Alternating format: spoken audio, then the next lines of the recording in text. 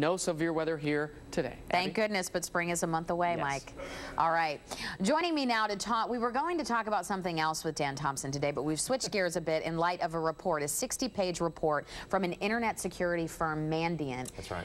That talks about us being just at this hugely exposed risk of cyber attacks, basically saying that the Chinese government in particular is involved in sophisticated cyber attacks against businesses, government, infrastructure.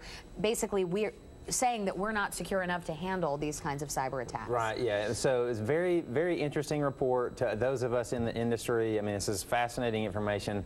The big thing to note here, though, is this is really nothing new. Like the people who are in the industry who deal with cybersecurity and things like that, I mean, this is, you know, just a, you know, more of a formal announcement than anything we've known. This has been going on.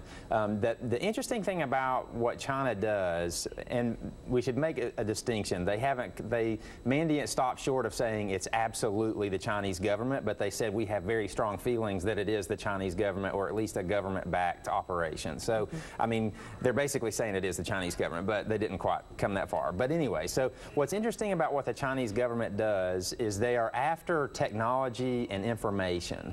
So they're looking to steal ideas that we have. If you go back, you know, a couple weeks ago to the New York Times hacking event, which was largely linked to China, what they were after is New York Times was getting ready to release a story about the Chinese presidential family and some $2 billion that just happened to show up in these people's accounts. So obviously China is interested in this information because they want to know what the story's about to say about them. So that's the kind of stuff they're interested in.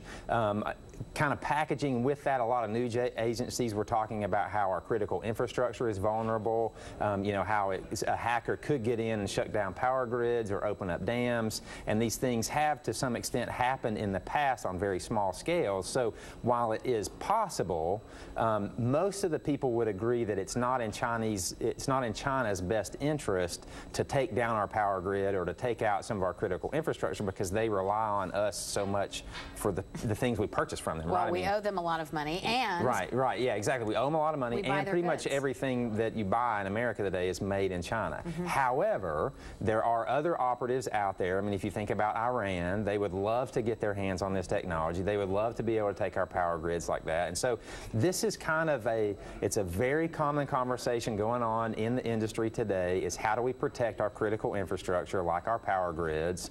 And then, you know, the big thing here is it's not necessarily that China is attacking the U.S. government. They're attacking businesses and trying to steal information. So whereas the government has huge budgets for this sort of thing, you know, my company, your company may not have a humongous budget to buy all this security equipment that we need, and this stuff is outrageously expensive. I mean, you start talking about security hardware and software, it's in the hundreds of thousands of dollars just to get your toe in the door. So that's what makes this a tough problem to solve.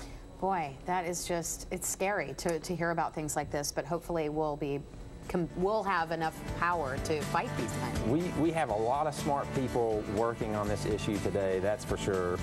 But you know, it is an important thing to talk about. You might as well be one of them. Dan, thanks. We'll be right back, 7:23.